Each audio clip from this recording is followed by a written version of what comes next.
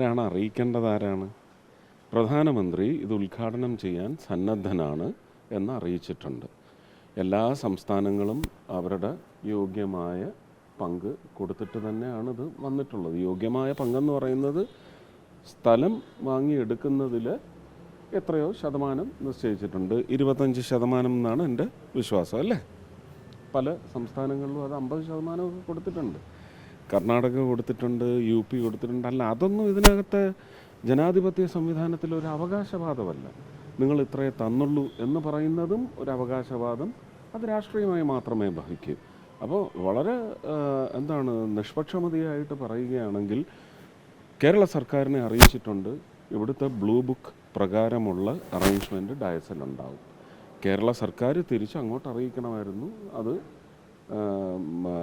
നിങ്ങൾ ഉദ്ദേശിച്ച, അല്ലെങ്കിൽ ഞങ്ങൾ ആദ്യം പ്രപ്പോസ് ചെയ്തവരല്ല വേണ്ടത്, ഇതുമായിട്ട് റിലേറ്റഡ് ആയിട്ടുള്ള മന്ത്രി വേണം. അത് കേരള സർക്കാർ അറിയിക്കണം. അതനുസരിച്ച് ക്രമീകരണങ്ങളുണ്ടാവും. പിന്നെ പ്രധാനമായിട്ടും കേരളത്തിലെ മുഴുവൻ NHൻ്റെയും പണി പൂർത്തിയായിട്ടില്ല.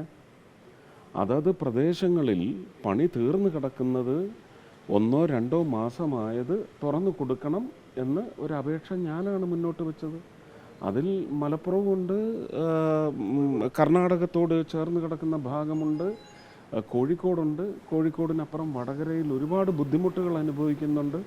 അതിനൊരു ഈസിങ് ഔട്ട് വരണമെങ്കിൽ തീർന്നു കിടക്കുന്ന റോഡുകളൊന്ന് പണി തീർത്ത് കൊടുത്താൽ മാനസികമായിട്ട് എല്ലാം ഒരു വലിയ, ഞാൻ എപ്പോഴും പറയത്തില്ലേ, തേനും പാലും ഒഴുക്കണമെന്നൊന്നും ഒരു ജനതയും പറയത്തില്ല.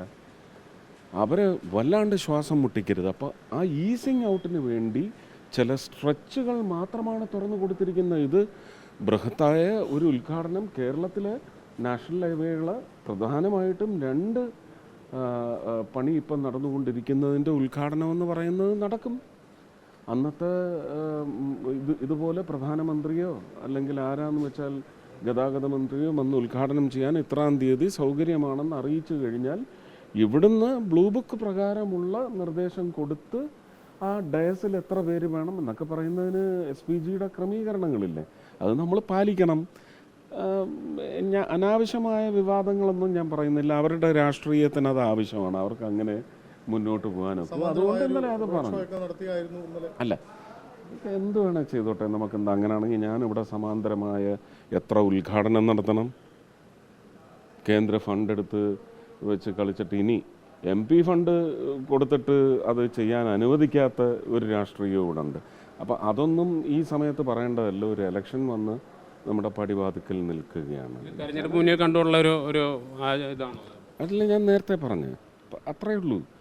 അല്ലാതെ ഇപ്പോൾ ആധാർ കാർഡൊക്കെ ഇന്നലെ എന്നെ 4 സ്ഥലത്താണ് ആധാർ കാർഡ് ചോദിച്ചത്.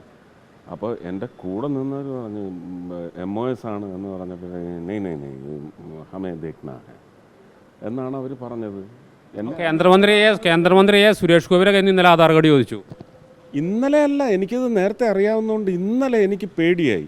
ഇനി ആധാർ കാർഡ് പോരാ എന്ന് പറഞ്ഞാൽ ഞാൻ പാസ്പോർട്ടും ഡ്രൈവിംഗ് ലൈസൻസിൻ്റെ എല്ലാം ഒറിജിനലാണ് എൻ്റെ പോക്കറ്റിൽ വെച്ചിരുന്നത്. എല്ലാം എടുത്ത് അവരുടെ മുമ്പിൽ വെച്ച് കൊടുത്തു. അപ്പോൾ നമ്മൾ അങ്ങനെയാണ് അവരെ തോൽപ്പിക്കേണ്ടത്. പിന്നെ അവർക്ക് ജയിക്കാനോ നമുക്ക് തോക്കാനോ വേണ്ടി അല്ല ഇത്. നമുക്ക് ഓരോ കാറ്റഗറി ഉണ്ട്. Z കാറ്റഗറി ഉണ്ട്, Z+ കാറ്റഗറി ഉണ്ട്, Y കാറ്റഗറി ഉണ്ട്. വൈയുടെ തന്നെ 4-5 വകഭേദങ്ങളുണ്ട്. ഇതാ ഉദ്യോഗസ്ഥർക്ക് പാലിച്ച്. അമിത്ഷായുടെ ഒരു കേസുണ്ടല്ലോ. അമിത്ഷായെ ഇതുപോലെ പാസ് കാണിച്ചു പോരാ ആധാർ. അമിത്ഷായെ അവർക്ക് നന്നായിട്ടറിയാം. എങ്കിലും മറ്റുള്ളവരുടെ അടുത്തെല്ലാം ചോദിച്ച സ്ഥിതിക്ക് അമിത്ഷായ്ക്ക് മാത്രം അങ്ങനെ ഒരു പരിഗണന എന്ന് പറയുന്ന ഒരു നോഷൻ പുറത്ത് വരാൻ പാടില്ല. അതുകൊണ്ട് അവരത് ചോദിക്കും. ഇന്നലെ എന്നെ ഒരു സ്ഥലത്ത് ഫ്രിസ്ക് ചെയ്തു എന്ന് പറഞ്ഞാൽ നിങ്ങൾ വിശ്വസിക്കുക? പ്രധാനമന്ത്രി വരുന്ന പെട്രോളിയത്തിൻ്റെ പരിപാടിയിലേക്ക് ഞാൻ ചെല്ലുന്നിടത്ത് തന്നെ ഫ്രിസ്ക് ചെയ്തു. ഗവർണറെ ഫ്രിസ്ക് ചെയ്യാനൊക്കത്തില്ല, അവർക്ക് ഇമ്മ്യൂണിറ്റിയാണ്. എന്നെ ഫ്രിസ്ക് ചെയ്തു. അപ്പോഴും കേരള പോലീസ് പറഞ്ഞു സെൻട്രൽ മിനിസ്റ്റർ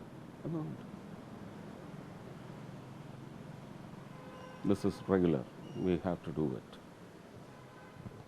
കേരള പോലീസ് പറഞ്ഞിട്ട് കേട്ടില്ല. അത് മാത്രമല്ല, ഫ്രിസ്ക് ചെയ്ത് എന്നിട്ട് തിരിഞ്ഞു നിൽക്കണമെന്ന് പറഞ്ഞു. ബാക്കിലും ഫ്രിസ്ക് ചെയ്തു. അതെ. അപ്പോൾ അവർ പറഞ്ഞ് സം മെറ്റൽ. അപ്പോൾ ഞാൻ എൻ്റെ ഷർട്ടൊന്ന് പൊക്കി കാണിച്ചു. ഈ ബെൽറ്റ് ഇടും, ബെൽറ്റിൻ്റെ ബക്കിളാണ്, ഇതാണോ എന്ന് ചോദിച്ചു. ആ ആ ടീക്കേ ടീക്കേ ശരി. ഇനിയിപ്പോൾ അതിന് ഞാൻ അവരെ തുണി പൊക്കി കാണിച്ചെന്ന് പറയുന്ന സംസ്കാരം ഇവിടെ ഉണ്ട്. മറ്റൊരു പ്രധാന എന്നെ തീർക്കാൻ നിങ്ങൾ നോക്കിക്കൊണ്ടിരിക്കുന്നത്, നിങ്ങളെന്ന് പറഞ്ഞാൽ നിങ്ങളുടെ കൂട്ടത്തിലൊരു വലിയ വിഭാഗം അല്ലേ?